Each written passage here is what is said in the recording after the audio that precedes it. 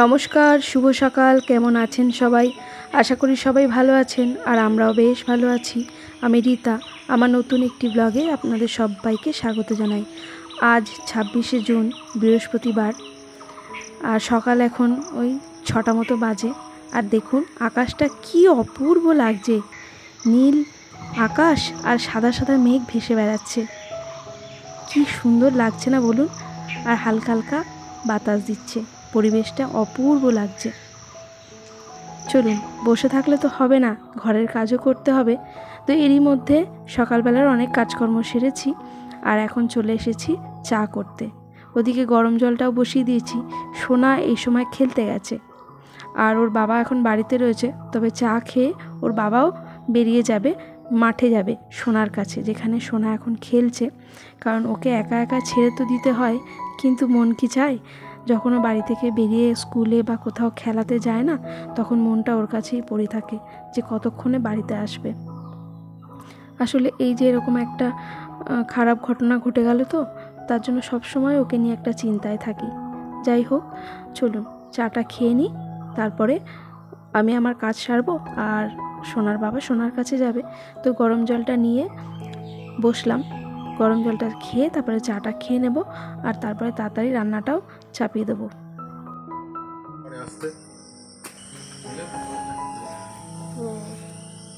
আবার কেমন মেঘলা করে গেল, সকালবেলা যাও একটু চকচকে ছিল। আর এই তো বন্ধুরা, সোনার বাবা বেরিয়ে গেল সোনাকে আনতে। তো ওকে নিয়ে একেবারে বাজার করেই বাড়ি ফিরবে। আমি এর মধ্যে এখন ভাতটাও বসিয়ে দেব, তাই চালটা এখন ধুয়ে নিচ্ছি, কারণ এসেই তো খিদে পেয়ে যাবে। আর তারপরে ওর আজকে টিউশনও আছে, দাদুর কাছে ইংলিশ পড়া আছে। তো আজকে আর স্কুলে পাঠাবো না, কারণ এই তো 3 ঘন্টা প্রায় খেলে আসবে, তারপরে একটুখানি রেস্ট নিয়ে আবার দাদুর কাছে পড়তে যাবে। বাড়ি আস্তে আস্তে 10টা হয়ে যাবে, তো অনেকটাই পরিশ্রম হয়ে যাবে। তো স্কুলে আজকে আর পাঠাবো না, বাড়িতেই থাকবে। তো আপনাদের সঙ্গে গল্প করতে করতে এখানে চালটা আমি বেশ কয়েকবার খুব ভালো করে ধুয়ে নিয়েছি। এই চাল ধোয়া জলটা গাছের পক্ষে বেশ ভালো, রেখে দিলে ভালোই হয়। কিন্তু এত পরিমাণে বৃষ্টি হচ্ছে, গাছগুলো এমনিই জল পেয়ে যাচ্ছে। আবার যদি অতিরিক্ত এখন জল দিতে যাই, তাহলে গাছের গোড়া পচে যাবে। তাই আর জলটা ফেলেই দিলাম, রাখলাম না। সকালবেলা উঠেই দেখি আকাশটা বেশ ঝকঝকে, রোদও ছিল। আর এরই মধ্যে দেখুন আবার বেশ ঝমঝম করে এক পশলা বৃষ্টি হয়ে গেল।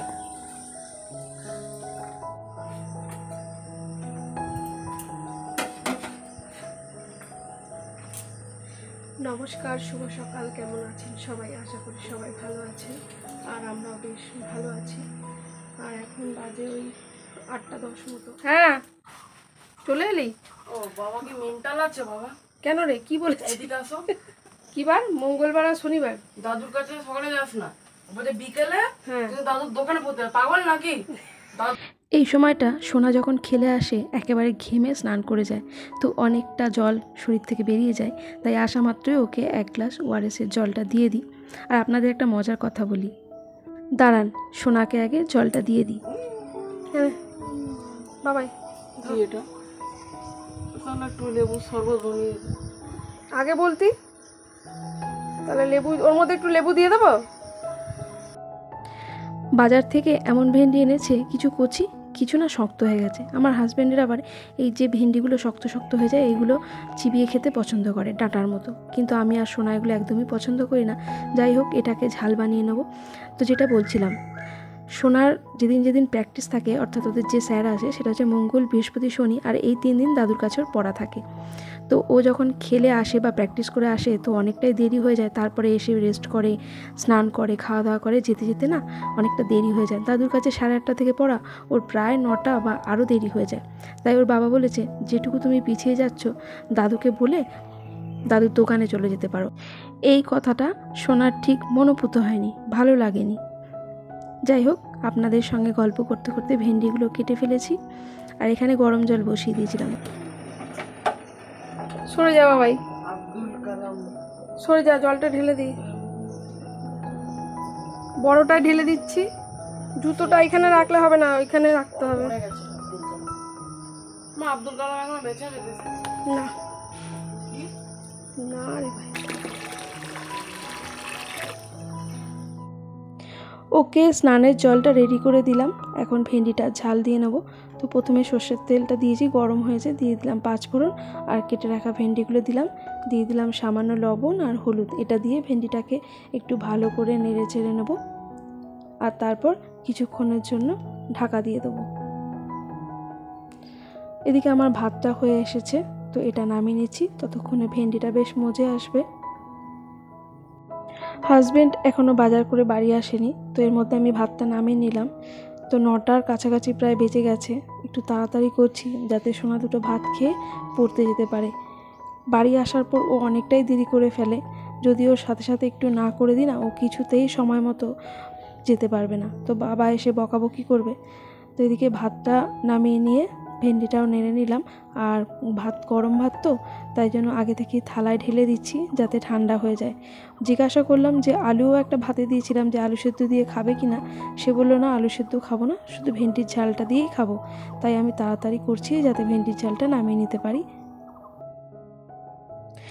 এখানে ভেন্ডিটা খুব ভালোভাবে ভাজা হয়ে গেছে আর নরমও হয়ে গেছে। অনেকক্ষণ ধরে একটু এভাবে ঢাকা চাপা দিয়ে করলে কী হয়, ওই যে শক্ত শক্ত বীজওয়ালা ভেন্ডিগুলো না নরম হয়ে যায়। যাই হোক, এখানে সর্ষেটা বেটে নিয়ে ওটা দিয়ে দিলাম। তারপরে দিয়ে দিলাম সামান্য একটু জল আর লঙ্কার গুঁড়ো দিয়ে একটু নাড়াচাড়া দিয়ে নিলাম। তো ভেন্ডির ঝাল আমার এখানে হয়ে গেছে। তো কড়া থেকেই ওকে তুলে দিয়ে দিলাম, কারণ অনেকটা সময় হয়ে গেল। ওর বাবা বাড়িতে চলে এসছে এর মধ্যে, আর বকাবকিও করছে। আর সোনাই যে একেবারে স্নান করে রেডি হয়ে বসে পড়েছে, তাই ওকে গরম গরম ভেন্ডির ঝাল আর ভাতটা দিয়ে দিলাম। আর এদিকে গতকাল আমি বিছানার চাদর কেচেছিলাম 2টো, তো এখন দেখছি আবার বেশ ভালো রোদ উঠেছে। একটু আগেই আপনাদের দেখাচ্ছিলাম যে বৃষ্টি হচ্ছে, তো এখন আবার হাওয়াও দিচ্ছে সুন্দর, আবার রোদ উঠেছে। তো এগুলো একটু হালকা ভেজা ছিল, তাই মেলে দিলাম যে হাওয়ায় হাওয়ায় এটা খুব ভালোভাবে শুকিয়ে যাবে। চলুন কাজগুলো সারতে সারতে 2-1টা কমেন্টে রিপ্লাই দিই। আমার এক বোন পূজা, আমার অনেক পুরনো সাবস্ক্রাইবার। সে আমার ব্লগ আগে প্রতিনিয়ত দেখতো, কিন্তু যেহেতু আমি মাঝে ব্লগ দেওয়া বন্ধ করে দিয়েছি, তাই আমার নোটিফিকেশান এখন তার কাছে আর পৌঁছায় না ঠিকঠাক মতো। আসলে এটাই হয়, অনেক দিন বাদে ভিডিও দিলে নোটিফিকেশান সকলের কাছে যায় না। যাই হোক, সে লিখেছে যে তোমার ব্লগ অনেক ভালো লাগে দিদি, থ্যাংক ইউ বোন। আর সোনার শরীরটা অনেকটা, চেহারাটা ভেঙে গেছে। আসলে কি বলতো, এই সময় না বাচ্চাদের যে গ্রোথের সময়, তো অনেকটা লম্বা টান দেয়। তো সোনা আগের থেকে অনেকটা লম্বা হয়ে গেছে, ওই জন্য চেহারাটাও ওই রকম লাগছে, অনেকটা রোগা রোগা। যাই হোক, আর এই সময়টা আমি বসে আছি।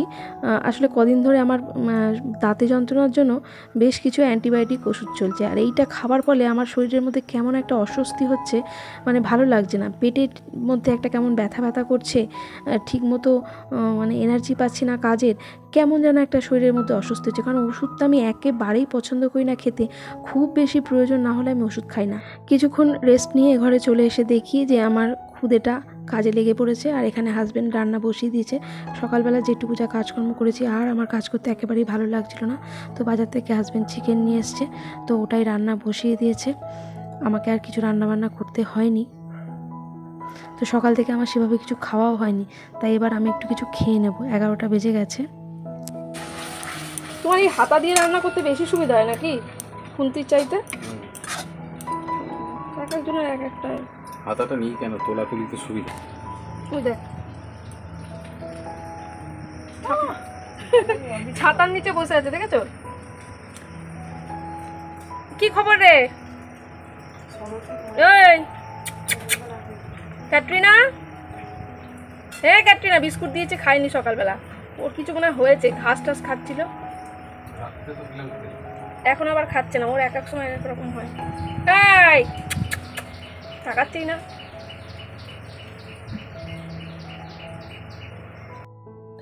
শরীর খারাপ হোক বা মন খারাপ, যে কোনো পরিস্থিতিতেই যদি এই রকম একজন সাপোর্টিভ হাজব্যান্ড পাশে থাকে, তাহলে বন্ধুরা নুন ভাত খেয়েও শান্তি, তাই না? যাই হোক, আপনাদের সঙ্গে গল্প করতে করতে এখানে হলুদটা ঢেলে নিয়েছি, কারণ ওটা আমার শেষ হয়ে গিয়েছিল। আর হাজব্যান্ডের এখানে চিকেনটা খুব সুন্দরভাবে কষানো হয়ে গেছে।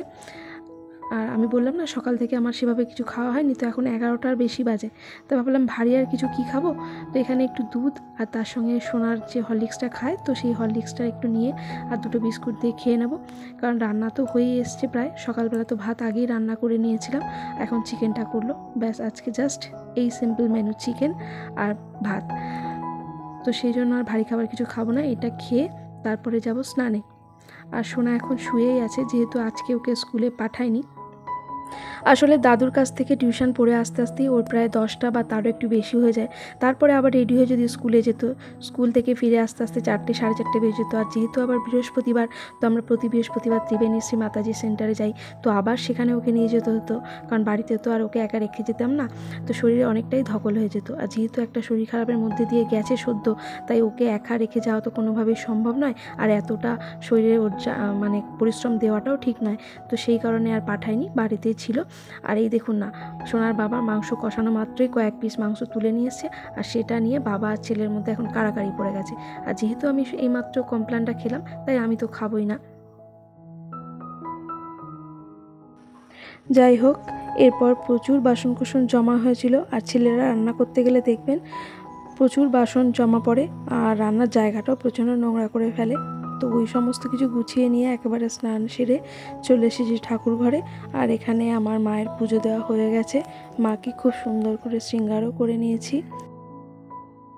আর আজকে দেখছি হাজবেন্ড অনেকগুলোই ফুল তুলেছে, তো আমিও তেমনি মনের মতো করে সুন্দর করে মাকে ফুল দিয়ে সাজিয়ে দিয়েছি। আর অনেক জবাও পেয়েছিল দেখুন, আর মাকে কি অপূর্ব লাগছে না। পুজো পাঠ সেরে চলে আসলাম লাঞ্চ করতে। এখানে ভাতও বেড়ে নিয়েছি, আর আজকের মেনু তো আপনারা জানেন, একেবারে সিম্পলি শুধু চিকেনের ঝোল আর সাথে হচ্ছে শসা। তো আমার হাজব্যান্ড চিকেনটা দারুণ বানায়। এছাড়াও এগ রোল, চাউমিন বা কোনো পকোড়া, এছাড়া সন্ধেবেলায় স্ন্যাক্স জাতীয় কোনো চপ, আলুর চপ হোক, এই সমস্ত খাবারগুলো ভীষণ ভালো বানায়। আসলে রান্না করতে বেশ ভালোই বাসে। যাই হোক বন্ধুরা, চলুন খাওয়া দাওয়াটা সেরে নিই, দেখা হচ্ছে বিকেলবেলায়।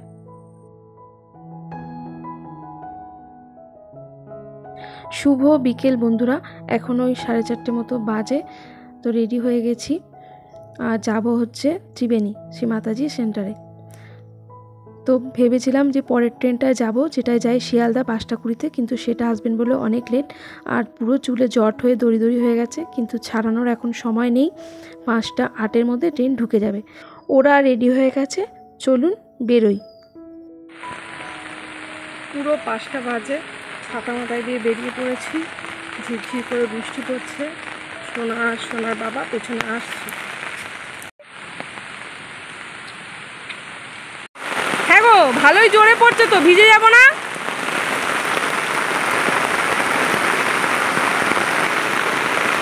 কি জোরে বৃষ্টি পড়ছে। কালকে রথ, কি বলছে একটা বুঝতে পারছি না, আমি দেখতে পাচ্ছি না। ও কালকে রথ, আর আজকে কি বৃষ্টি। শোনাই চল, দাঁড়া।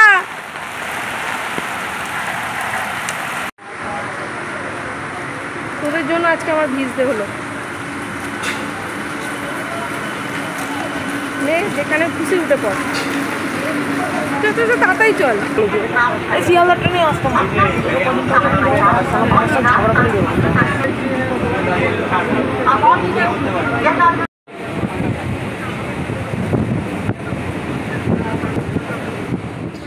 উঠে পড়েছি ট্রেনে, আর বাইরে মুষলধারে বৃষ্টি পড়ছে, প্রায় ভিজেই গেছি। তো মনে মনে হাজব্যান্ডের ওপর খুবই রাগ হচ্ছিল। যাই হোক, দেখতে দেখতে চলে এসেছি ত্রিবেণীতে। চলুন এখন এখানে নামবো। তবে এখানে কিন্তু কোনো বৃষ্টি হয়নি, আমরা নামার পর হালকা হালকা বৃষ্টি শুরু হয়েছে।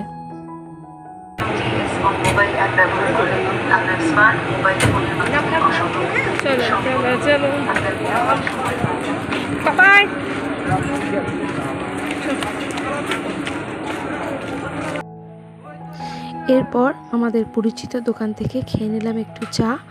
সোনা চা খায়নি, ও খেয়েছে একটা কেক, আর সোনার বাবাও একটু চা খেয়ে নিল।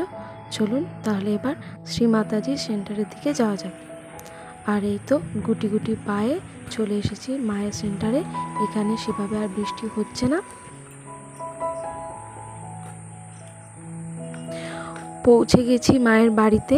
আর চলুন মাকে দেখিয়ে নিয়ে আজকের ব্লগটা শেষ করব। তবে এই পর্যন্ত ব্লগটি যদি আপনাদের ভালো লাগে, তাহলে প্লিজ একটা লাইক করে কমেন্ট করে আপনাদের মতামত জানাবেন। সকলে ভালো থাকবেন, সুস্থ থাকবেন, সাবধানে থাকবেন। দেখা হচ্ছে পরবর্তী ভিডিওতে। আর মাকে দেখুন কি অপূর্ব লাগছে, তাই না? চলুন এখন আসি।